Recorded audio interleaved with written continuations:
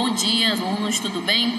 Bem, eu queria, no portal, eu disponibilizei esse material aqui na semana passada, melhor, semana retrasada, né? Nós tivemos a oportunidade de comentar sobre ele, né? Destacar alguns pontos importantes, e eu queria só apenas fazer uma revisão sobre esse material. A gente acabou, alguns itens talvez tenha deixado alguma dúvida, e eu quero voltar para tirar essas dúvidas com vocês, tá? Depois vocês podem estar passando através do portal da Proesc as dúvidas que vocês tiverem referente às aulas, tá? Fiquem à vontade para tirar essas dúvidas, beleza? Pode ser que essa dúvida inicialmente eu não consiga responder assim rapidamente, mas assim que eu tiver vamos dizer assim, o tempo necessário, eu vou estar lá para poder estar respondendo essas dúvidas de vocês. Então, assim, lá nesse slide que fala sobre responsabilidade civil e criminal, eu só vou comentar a partir do slide 29, né? Uma revisão básica aqui com relação que ficou da última aula. Inclusive, na última aula, nós falamos sobre a avaliação, a prova, que nós não podemos aplicar, né? Eu já expliquei como é que vai funcionar essa dinâmica. Essa prova ela foi substituída pela avaliação do dia 26, sendo que você vai fazer essa avaliação do dia 26 em casa, não é verdade? E aí você vai poder fazer pesquisas, entendeu? É uma coisa muito mais pessoal, as questões que eu coloquei na avaliação de vocês lá, beleza?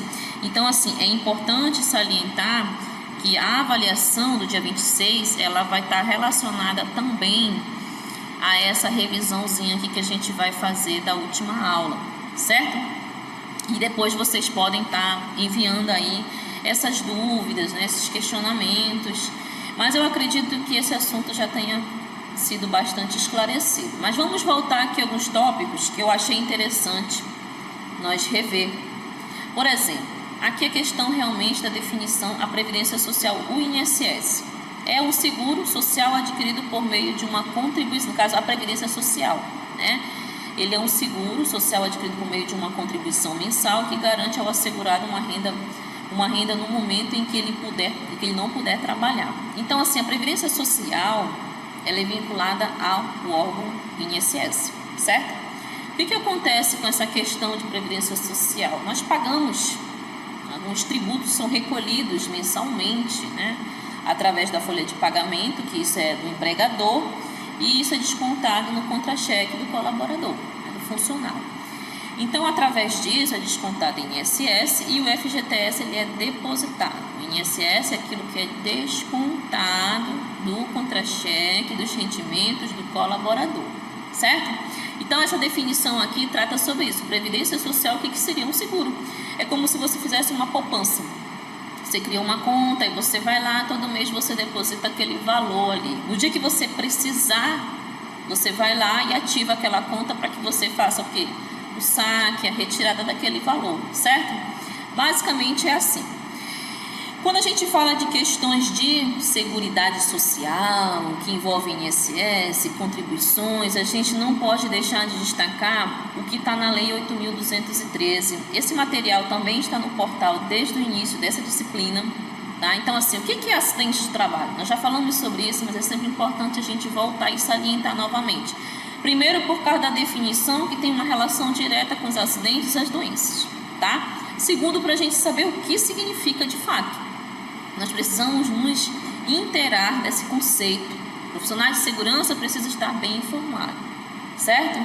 É o que ocorre pelo exercício do trabalho a serviço da empresa, provocando lesão corporal, perturbação funcional que cause a morte ou a perda ou redução permanente ou temporária da capacidade para o trabalho. Veja bem, é um conceito bem extenso, mas ele, em poucas palavras, você consegue entender que são ações, são situações adversas que podem causar doenças ou acidentes, que podem gerar acidentes e podem, consequentemente, desencadear algum tipo de doença, seja pela exposição, né? Hoje a legislação ela prevê o seguinte, que a exposição do colaborador é um fator que pode vir a cometer esse funcionário, né, durante a jornada de trabalho dele, seja a natureza, né, desse agente também, é uma forma de você identificar, né, se ele causou dano, seja pela intensidade, como é o caso do ruído no ambiente ocupacional, ou seja pela concentração, que pode ser uma determinada substância química dentro de um ambiente fechado, com pouca ventilação natural, pouca ventilação artificial,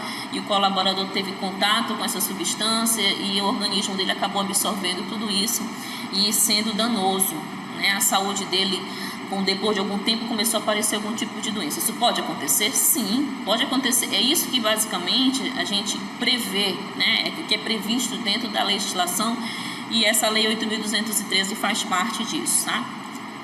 Acidente de trabalho, tem os pontos aqui que eu comentei com vocês, inclusive em sala de aula. O que é acidente de trabalho?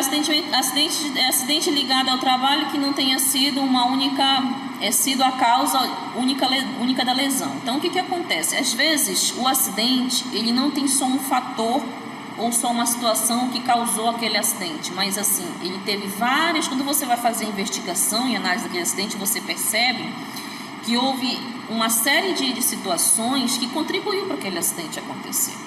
Então, não foi uma única causa, ele teve várias situações que antecederam o acidente e que, de certa forma, contribuiu para aquele acidente acontecesse, ou então para o agravamento dessa doença. Vocês estão entendendo? Basicamente é isso. Ato de agressão, sabotagem, terrorismo praticado por terceiros ou companheiros de trabalho. As agressões dentro do ambiente de trabalho também são consideradas acidente. Às vezes, como dizem algumas situações, né, disputa, como aqui a questão posterior, disputa relacionada ao trabalho. Então, assim, existe aquela questão da disputa, né, uma promoção. Às vezes, um colaborador está um pouco mais preparado que o outro, então ele aguarda aquela oportunidade. Em uma situação adversa ali, há uma divergência, né, de determinada visão profissional, e esses colaboradores entram em conflito, e isso também, se isso levar para as fases piores do comportamento de um colaborador, pode acarretar, né, nessa questão da ofensa física, como diz no item posterior, e aí pode vir ter uma agressão. E essa agressão, ela tem uma relação característica com a questão dos acidentes, certo? Ato de imprudência, negligência e imperícia. Lembra que a gente comentou lá com relação às responsabilidades do profissional de segurança agora há pouco? Pois é, imprudência, negligência e imperícia. É muito importante falarmos sobre isso, porque essa questão também está relacionada ao ambiente em si, não só o profissional de segurança, mas em todas as outras áreas.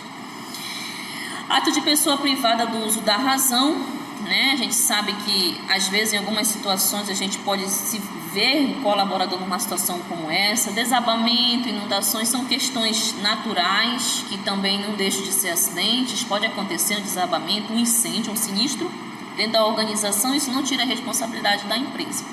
Doença proveniente de contaminação acidental. Isso pode acontecer, às vezes é uma embalagem que não está identificada e o colaborador teve um contato físico e caiu, e nesse momento que ela caiu, ela pode ter, sei lá, esse agente químico pode ter entrado em contato com a pele desse colaborador, com as mãos, e ele se contaminou. Isso pode acontecer. Essa parte de contaminação acidental, ela tem várias formas disso acontecer no contexto geral de acidentes, tá? Período destinado à refeição ou descanso. Esse ponto, ele é muito importante, a gente já comentou sobre isso também. Então, o descanso, ele também é um local, tem que ser um local seguro ao colaborador, ele não pode estar em áreas perigosas durante esse descanso, ele tem as suas necessidades fisiológicas, então tudo isso é amparado por lei, certo?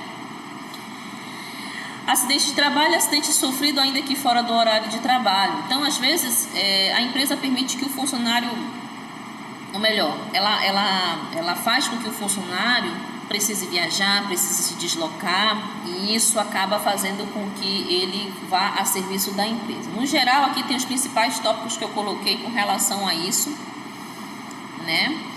Não é caracterizada doença. Um item importante da 8.213 dessa lei é justamente isso: doenças degenerativas, inerente ao grupo etário, que não produzem capacidade laborativa, e doença endêmica. Lembre-se que essa questão ela já caiu em prova, já fizemos prova com esse mesmo conceito, né? Eu coloquei lá e, enfim, nós sabemos que o que é doença e o que não é doença.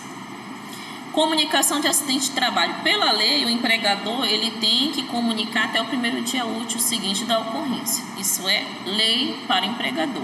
Na ausência do empregador, vocês, conhecedores do assunto, sabem que essa comunicação ela pode ser feita pelo acidentado, pelos dependentes, pelo poder público, pelo sindicato, pelo médico. Então, assim, tem uma série de outras pessoas, de outros personagens que fazem parte desse cenário que também pode agir nessa questão da comunicação de acidente de trabalho. Previdência social, olha só, a gente falou lá sobre a questão da Seguridade Social, né? Aqui é o sistema de proteção social que assegura o quê? O sustento do trabalhador e de sua família. Então, assim, quando a gente fala de previdência social, é justamente o papel do INSS, do órgão, que trabalha em conjunto com essas ações que também visam, né, cuidar da saúde desse trabalhador, muitas das vezes quando ele já tem sofrido um acidente ou doença. Relembrando um pouquinho o assunto, benefícios previdenciários, o que faz parte dos benefícios? Auxílio acidente, auxílio doença, aposentadoria por invalidez, aposentadoria especial, esses são os principais, tá? E pensão por morte. Aqui é uma definição sobre benefícios programados, aquele que o trabalhador pode prever quando irá acontecer, né? Benefícios não programados, nós já comentamos sobre ele. Requisitos básicos com relação à idade mínima, a idade do homem, a idade da mulher, nós já comentamos também. E com relação à questão dos agentes nocivos, né, à saúde, a concessão de alguns benefícios. Então, assim, a lei ela tem alguns critérios com relação a essa questão do benefício, né, de concessão de benefícios.